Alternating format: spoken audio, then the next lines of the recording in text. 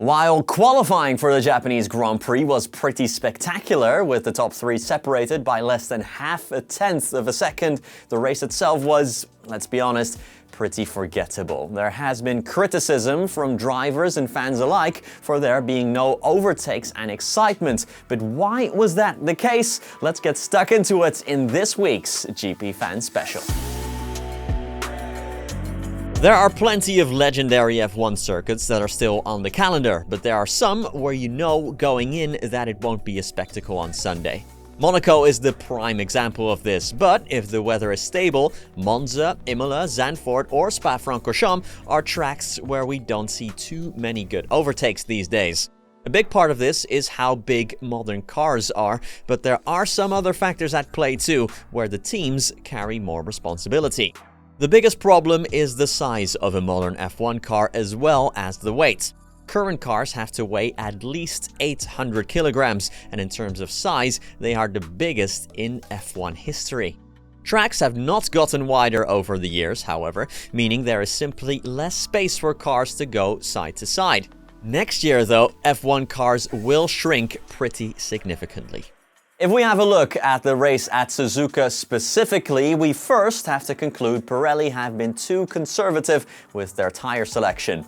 The C1, C2 and C3 were made available, so the three hardest compounds, despite the circuit having been resurfaced recently.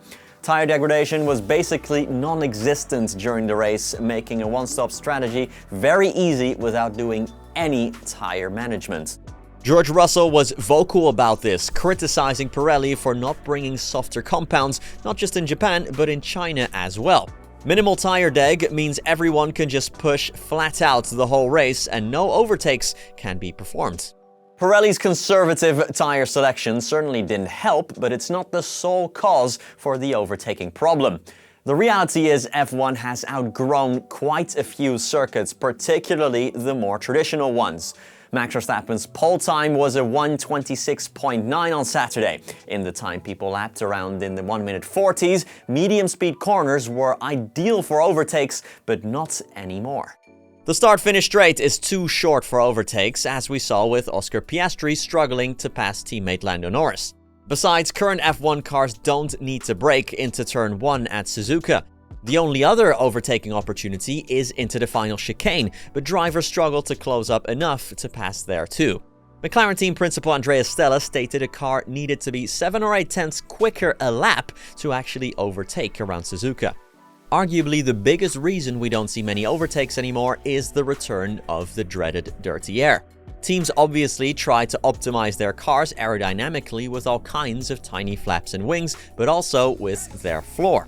This disrupts the airflow underneath the car, giving a chasing car a lot less downforce and heating up their tires as well, making following a car through corners very, very tough.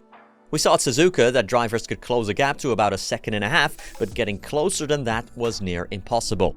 Quote, ultimately, we keep adding aerodynamic downforce, which means that the losses are even bigger. So I think the dirty air is a problem. We have seen this even in China.